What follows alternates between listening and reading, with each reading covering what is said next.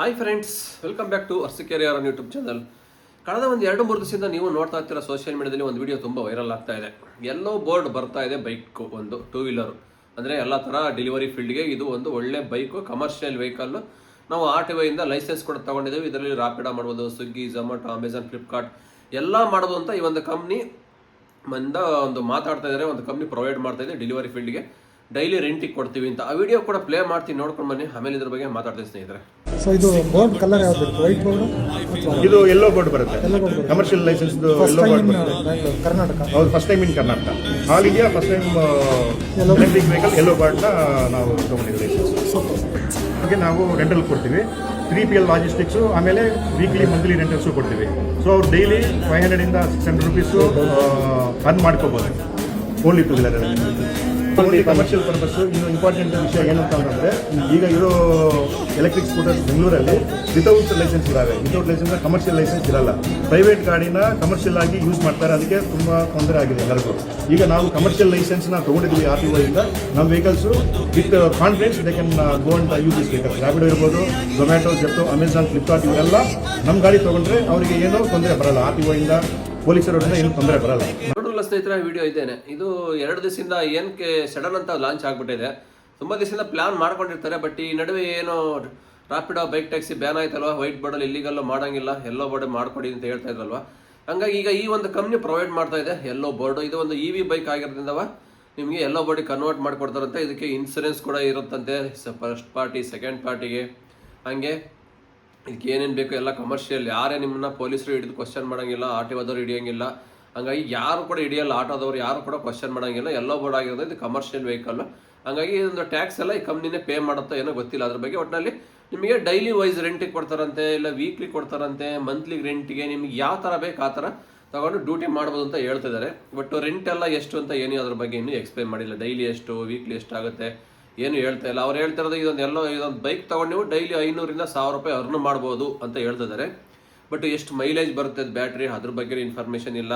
ಎಲ್ಲರೂ battery charging ಪಾಯಿಂಟ್ಗಳಿದಾವ, ಇನ್ನೂ ಏನು ಮಾಡಿಲ್ಲ. ಜಸ್ಟ್ ನಿನ್ನೆ ಲಾಂಚ್ ಮಾಡಿದ್ದಾರೆ.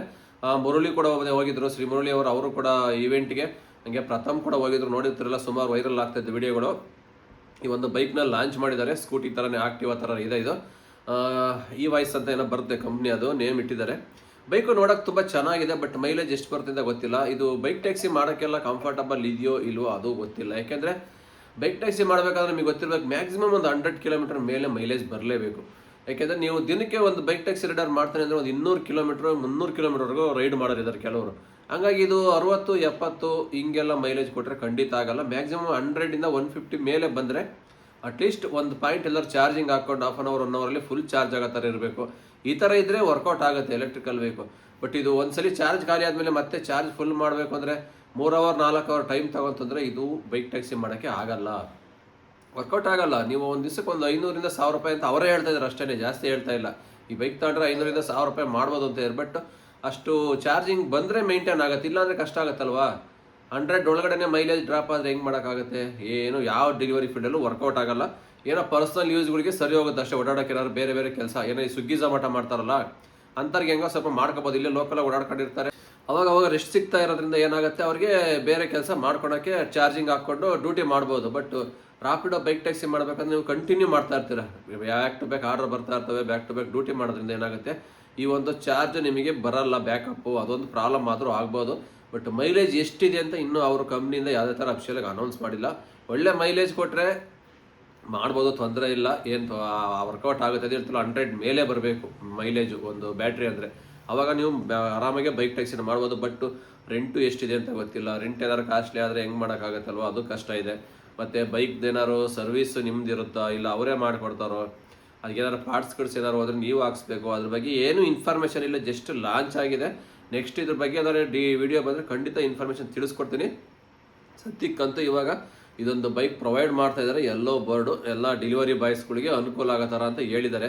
ಬಟ್ ಅನುಕೂಲ ಆಗುತ್ತೋ ಅನಾನುಕೂಲ ಆಗುತ್ತೋ ಗೊತ್ತಿಲ್ಲ. ಅದು ತಗೊಂಡು ರನ್ ಆದಮೇಲೆ ಗೊತ್ತಾಗುತ್ತೆ ಎಲ್ಲ ಡೆಲಿವರಿ ಬಾಯ್ಸ್ಗೆ. ಅಲ್ಲಿ ತನಕ ಏನು ಹೇಳೋಕ್ಕಾಗಲ್ಲ. ಹಂಗಾಗಿ ಈ ಥರ ಬಂದಿರೋದು ಒಳ್ಳೇದೇನೆ, ಎಲ್ಲೋ ಬೋರ್ಡ್ ಕಮರ್ಷಿಯಲ್ ಬಂದಿರೋದು ಒಳ್ಳೇದೇ. ಬಟ್ ಇದನ್ನು ವೈಟ್ ಬೋರ್ಡ್ಗೆ ಮಾಡಿಕೊಟ್ಟಿದ್ರೆ ಚೆನ್ನಾಗಿರ್ತಾ ಇತ್ತು. ಏನು ಪೆಟ್ರೋಲ್ ಬೈಕ್ ಬರ್ತಾವಲ್ವ, ಇವಕ್ಕೇನೆ ಎಲ್ಲೋ ಬೋರ್ಡ್ ಮಾಡಿಕೊಟ್ಬಿಟ್ರೆ ಹುಡುಗರಿಗೆ ನೆಮ್ಮದಿಯಾಗಿ ಡ್ಯೂಟಿ ಮಾಡ್ಬೋದಾಯ್ತು, ಅವ್ರವ್ರ ಸ್ವಂತ ವೆಹಿಕಲ್ಗಳಿಗೇನೆ ಅಲ್ವಾ. ರೆಂಟಿಗೆ ತೊಗೊಂಡು ಎಷ್ಟು ದಿವಸ ಮಾಡೋಕ್ಕಾಗುತ್ತೆ, ಅಲ್ಲೂ ರೆಂಟ್ ಕಟ್ಟಬೇಕು, ಆಮೇಲೆ ಇಲ್ಲಿ ಕಮಿಷನ್ ಹೋಗ್ತಾ ಇರುತ್ತೆ, ಬ್ಯಾಟ್ರಿ ಬ್ಯಾಕಪ್ ಬರಲ್ಲ, ಇವೆಲ್ಲ ಸಮಸ್ಯೆಗಳಾಗ್ತವೆ. ರೆಂಟಿಗೆ ತಗೊಂಡು ಏನಾದ್ರು ಗಾಡಿ ಏನಾದ್ರು ಸಣ್ಣ ಪಟ್ಟ ಡ್ಯಾಮೇಜ್ ಆದ್ರೆ ಮತ್ತೆ ಅದಕ್ಕೆ ಎಕ್ಸ್ಟ್ರಾ ಪೆನಾಲ್ಟಿ ಅದು ಇದು ಅಂತಾರೆ. ಈಗ ನೀವು ಒಂದು ಬೈಕ್ ಸ್ಟಾರ್ಟಿಂಗಲ್ಲಿ ರೆಂಟಿಗೆ ತಗೊಂತಿರೋದ್ರೆ ನಿಮ್ಮ ಹತ್ರ ಅಡ್ವಾನ್ಸ್ ಕಟ್ಟಿಸ್ಕೊಂತಾರೆ ಅವರು, ಒಂದು 5,000 ಇಲ್ಲ 10,000 ರೂಪಾಯಿ ಸೆಕ್ಯೂರಿಟಿ ಡೆಪಾಸಿಟ್ ಅಂತ ಮಾಡಿಸ್ಕೊಂತಾರೆ. ಯಾರು ನಿಮಗೆ ಹೋದ ತಕ್ಷಣ ಬೈಕ್ ಕೊಟ್ಬಿಡಲ್ಲ. ನಿಮ್ದೇನಿದೆ ಆಧಾರ್ ಕಾರ್ಡು, ಪಾನ್ ಕಾರ್ಡು, ನಿಮ್ಮ ಡಾಕ್ಯುಮೆಂಟ್ಸ್ ಎಲ್ಲ ಜೆರಾಕ್ಸ್ ಅಂತಾರೆ, ಅಂಟು ನಿಮ್ಮ ಹತ್ರ ಒಂದು ಸೆಕ್ಯೂರಿಟಿ ಡೆಪಾಸಿಟ್ ಅಂದರೆ ಇಷ್ಟು ಅಮೌಂಟ್ ಅಂತ ಕಟ್ಟಿಸ್ಕೊಂತಾರೆ. ಯಾಕೆಂದರೆ ನಿಮ್ಮ ಕಡೆಯಿಂದ ಏನಾದ್ರು ಗಾಡಿಗೆ ಏನಾದ್ರು ಡ್ಯಾಮೇಜ್ ಆಯ್ತು ಅಂದರೆ ಆ ಅಮೌಂಟು ಅಲ್ಲಿ ಮೈನಸ್ ಮಾಡ್ತಾರೆ ಅವರು. ಹಾಗಾಗಿ ತುಂಬ ಕಷ್ಟ ಆಗುತ್ತೆ ರೆಂಟ್ ಬೈಕ್ಗಳು. ನಾವು ಇದಕ್ಕೆ ಮುಂಚೆ ಒಂದು 6 ಮಂತ್ ಮಾಡಿದೆ, ಜಿಪ್ ಇದೆಯಲ್ಲ ಗೊತ್ತಿರಬೇಕು, ಜಿಪ್ ಆ ಬೈಕ್ ರೆಂಟ್ ತೊಗೊಂಡು ಮಾಡಿದೆ. ಅದೊಂದು ಚಿಕ್ಕ ಬರೋದೇ 40-50 ಮೈಲೇಜ್ ಅಷ್ಟೇ, ಅದು ಹೋಗೋದು ಸ್ಪೀಡ್ 30 to 40. ಆ ಬೈಕಿಗೆ ಸಣ್ಣ ಪುಟ್ಟ ಡ್ಯಾಮೇಜ್ ಆಗಿದ್ದಕ್ಕೆ 4,000-5,000 ರೂಪಾಯಿ ಕಟ್ಟಿಸ್ಕೊಂಡಿದ್ರು. ರಿಟರ್ನ್ ಅಮೌಂಟ್ ಯಾವುದು ಬರಲಿಲ್ಲ ನಮಗೆ. ಪಾರ್ಟ್ಸ್ ಡ್ಯಾಮೇಜ್ ಆಗಿದೆ, ಮಿರಾರ್ ಹೊಡೆದೋಗಿದೆ, ಅದು ಆಗಿದೆ, ಇದಾಗಿದೆ ಅಂತ ಏನು ಮಾಡ್ತಾರೆ, ಫುಲ್ ಅಮೌಂಟ್ ಮೈನಸ್ ಮಾಡ್ಕೊಂಡ್ಬಿಡ್ತಾರೆ ಗಾಡಿ ರಿಟರ್ನ್ ಮಾಡ್ಬೇಕಾದ್ರೆ. ಆ ಬೈಕಿಗೆ 4,000-5,000 ಕಟ್ ಮಾಡ್ಕೊಂಡ್ರು ಅಂದರೆ ಈ ಬೈಕ್ ನೋಡಿದ್ರೆ ಇದೊಂದು ಸ್ವಲ್ಪ ಸ್ಟ್ಯಾಂಡರ್ಡ್ ಇದ್ದಂಗಿದೆ, ಒಳ್ಳೆ ಬ್ರ್ಯಾಂಡೆಡ್ ಕಂಪ್ನಿ ಥರನೇ ಕಾಣಿಸ್ತಿದೆ ನೋಡೋಕ್ಕೆ. ಹಾಗಾಗಿ ಇದಕ್ಕೆ ಮ್ಯಾಕ್ಸಿಮಮ್ ನಿಮಗೆ 10,000 ಮೇಲೇನೆ ಕಟ್ಟಿಸ್ಕೋಬೋದು ಸೆಕ್ಯೂರಿಟಿ ಡೆಪಾಸಿಟ್ ನಮ್ಮ ಪ್ರಕಾರ. ಬಟ್ ಗಾಡಿ ರಿಟರ್ನ್ ಏನಾದ್ರು ನೀವು ಬೇಡ ಅಂತ ಬಿಡ್ಬೇಕಾದ್ರೆ ಕಂಪ್ಲೀಟ್ ಒಂದು ಸಣ್ಣ ಸ್ಕ್ರಾಚ್ ಆದ್ರೂ ಕೂಡ ನಿಮ್ದು ಅಮೌಂಟು ಡೆಬಿಟ್ ಆಗೇ ಆಗುತ್ತೆ 100%. ಹಂಗಾಗಿ ನಿಮಗೆ ಎಲ್ಲ ಕಡೆಯಿಂದನೂ ಲಾಸೇ. ರೆಂಟಿಗೆ ತಗೊಂಡು ಡ್ಯೂಟಿ ಮಾಡ್ತೀವಿ ನಾವು, ಬೈಕ್ ಟ್ಯಾಕ್ಸಿ ಮಾಡ್ತೀವಿ, ಫುಡ್ ಡೆಲಿವರಿ ಮಾಡ್ತೀವಿ ಅಂದರೆ ಕಷ್ಟ ಆಗುತ್ತೆ, ಏನು ವರ್ಕೌಟ್ ಆಗಲ್ಲ ನಮ್ಮ ಪ್ರಕಾರ. ಯಾಕೆ ನಾವು ತಗೊಂಡು ಮಾಡಿ ಎಕ್ಸ್ಪೀರಿಯನ್ಸ್ ಇರೋದ್ರಿಂದವ ಹೇಳ್ತಾ ಇದೀವಿ, ಇದು ಕಷ್ಟನೇ, ವರ್ಕೌಟ್ ಆಗಲ್ಲ ಅಂತವ. ನಮ್ಮದೇ ಒಂದು ಸ್ವಂತ ಬೈಕ್ ಇದ್ದು ಅದನ್ನೇ ಒಂದು ಎಲ್ಲೋ ಬಾಡಿ ಕನ್ವರ್ಟ್ ಮಾಡ್ಕೊಂಡಿದ್ರೆ ರಾಜ್ಯ ಸರ್ಕಾರನೋ ಇಲ್ಲ ಕಂಪ್ನಿಯವರು ಆರಾಮಾಗಿ ಡ್ಯೂಟಿ ಮಾಡ್ಬೋದಾಯ್ತು ಪೆಟ್ರೋಲ್ ಬೈಕ್ಗಳಿಗೆ ಹಾಕೊಂಡು. ಬಟ್ ರೆಂಟಿಗೆಲ್ಲ ತಗೊಂಡು ಮಾಡೋದ್ರಿಂದವ ಏನು ವರ್ಕೌಟ್ ಆಗಲ್ಲ. ಇವೆಲ್ಲ ಏನು ಪರ್ಮನೆಂಟ್ ಸೊಲ್ಯೂಷನ್ ಅಲ್ಲ, ಒಂದು ಟೆಂಪ್ರವರಿಗೆ ಅಷ್ಟೇ ಇವೆಲ್ಲನ. ಈಗೇನೋ ಬೈಕ್ ಟ್ಯಾಕ್ಸಿ ಬ್ಯಾನ್ ಆಗಿದೆಯಲ್ಲ ಅದಕ್ಕೋಸ್ಕರ ಇದು ಒಂದು ರೆಂಟ್ ತಗೊಂಡು ಮಾಡಲಿ ಅಂತ ಏನೋ ಟೆಂಪ್ರವರಿಗೆ ಮಾಡಿದ್ದಾರೆ. ಬಟ್ಟು ಇದನ್ನು ಎಷ್ಟು ದಿವಸಕ್ಕೆ ಇರುತ್ತೋ ಕಂಟಿನ್ಯೂ ಆಗಿ, ಇಲ್ಲ ಇದೇನೋ ಸ್ಟಾಪ್ ಆಗುತ್ತೋ ಏನೋ ಒಂದು ಗೊತ್ತಿಲ್ಲ.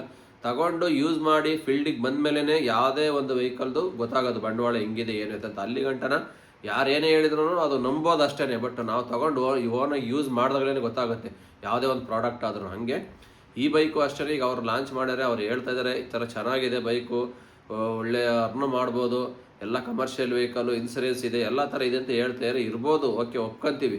ಬಟ್ ಅದು ನಮಗೆ ಮೇಯ್ನ್ ಬೇಕಾಗಿರೋದು ಒಂದು ಡೆಲಿವರಿ ಫೀಲ್ಡ್ ಏನು ಬೇಕು ಹೇಳಿ, ಒಂದು ಬೈಕು ಎಲ್ಲೋ ಎಲೆಕ್ಟ್ರಿಕಲ್ EV ಬೈಕ್ ಇದೆ ಅಂದರೆ ಒಂದು ಮೈಲೇಜು ಹುಡುಗರು ಕೇಳೋದೇ ಅದೇ. ಹುಡುಗರು ಮೈನ್ ಒಳ್ಳೆ ಮೈಲೇಜ್ ಬರ್ತಾ ಇದೆಯಾ, ಯಾಕೆಂದ್ರೆ ಪದೇ ಚಾರ್ಜಿಗೆ ಹಾಕಿ ಕುತ್ಕೊಳಕ್ಕಾಗಲ್ಲ ಮಾಡೋ ಕೆಲಸ ಬಿಟ್ಬಿಟ್ಟು.